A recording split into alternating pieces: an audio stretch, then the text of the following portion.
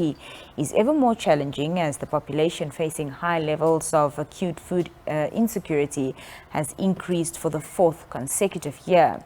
We're joined now via Zoom by the World Food Programme's head of program, that is Mr. Dyson Girazi, to speak on the global food crisis. So good evening and welcome to the Daily Roundup. Good evening and good evening to your viewers, and thanks for having me.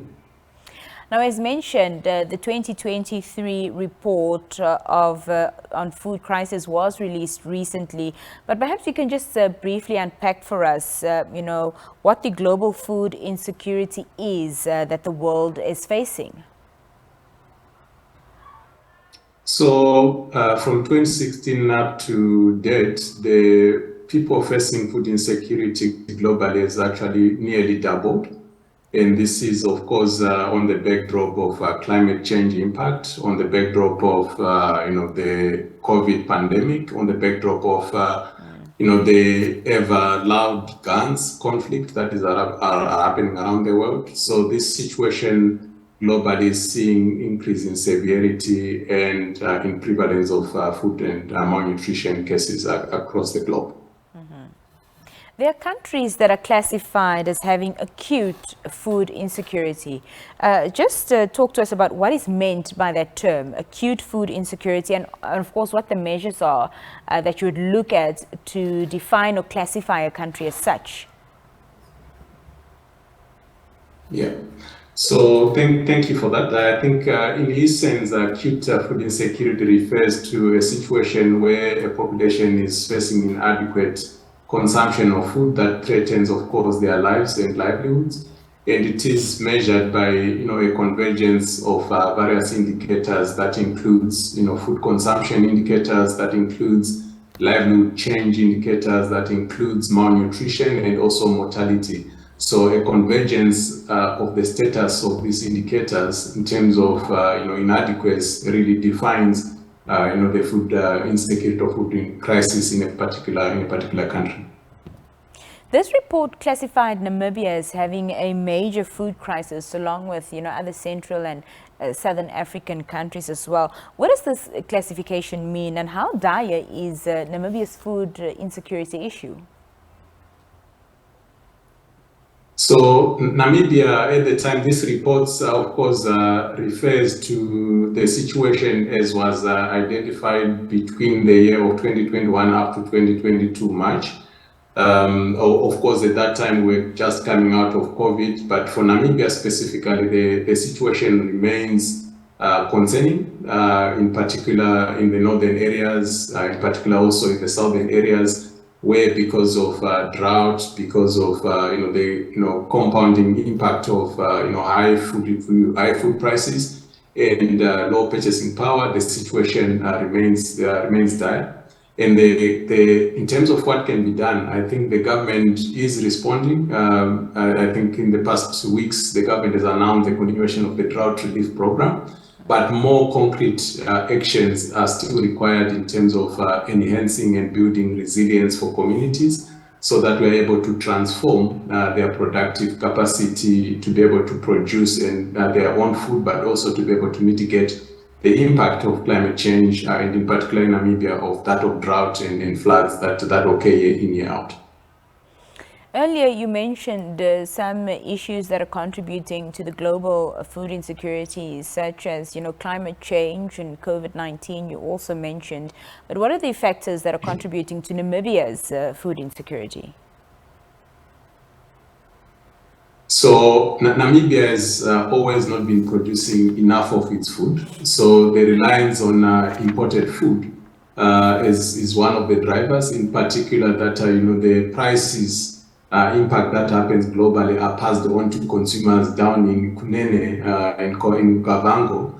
So because of that is contributing to food insecurity in the country. But also, secondly, the fluctuating impact of climate change that we witness with the two extremes of flood happening and drought happening in the same areas, in the same constituencies, is also contributing to the food insecurity in the country. and also the lack of economic opportunities for a majority of the population, the inequality that exists is also contributing to food insecurity in the country. But on the nutrition side, one of the things is that you and me also have dietary choices that requires food that is majority imported. And that also needs to be addressed to be able to meet the food and nutrition requirements for the population. Yeah. On that note, Namibia has been grappling with hunger and malnutrition issues for years. So what do you think, is the best approach the country can take in terms of strengthening the measures in addressing this problem?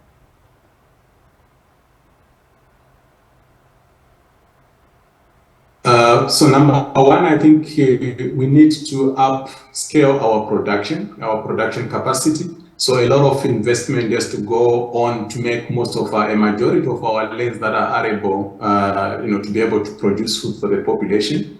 The Green Schemes program and also the many irrigation programs that are being planned should actually be resources to be put there to be able to have production going up.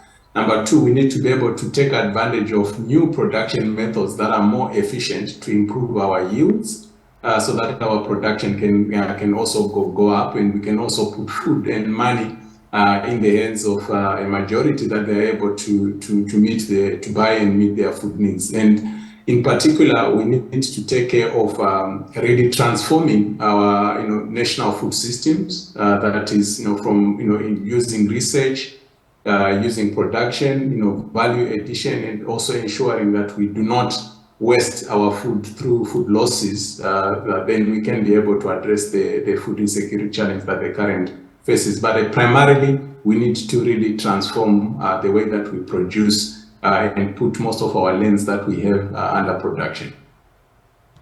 Now, the WFP, Namibia government and some of its stakeholders has over the years had, programs to address the food insecurity concerns within Namibia. Perhaps can you talk to us about some of the programs that you've undertaken and also how they've specifically impacted households within the country? So for the work that we've been doing together with the government, there's been, before primarily focused on providing assistance in terms of handouts, but now we have been supporting, building production capacity for households, production capacity for institutions. That has really increased the production in the country. And some of the, good impact examples is that we have been able to get, the community in Ondera community, which is one of the marginalized communities, to produce wheat for the first time in 2022. And we have also worked with the National Correctional Services that has actually, improved production of butternuts that are now available on the market and in abundance.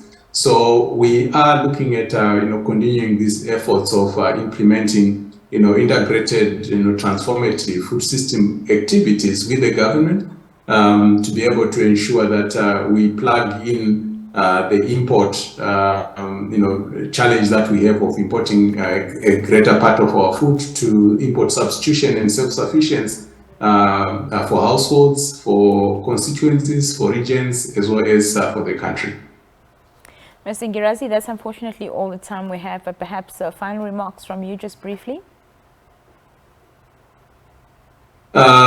I think we can do it together. We need one another. We need the government. We need private sector to come on the board to be able to really finance some of the innovative actions that the government is trying to put in place on the irrigation front, on the use of technology, but above all also on the value addition and marketing of food within the country. So we need everyone, including you and me, to be able to play our part in ensuring that we address together the food insecurity challenge that the country faces. Thank you, sir. Thank you for your time. Thank you for having me. That was the World Food Programme's Head of Programs, Mr. Dyson Ngirazi, speaking to us there on the 2023 Global Report on Food Crisis. We'll be right back shortly.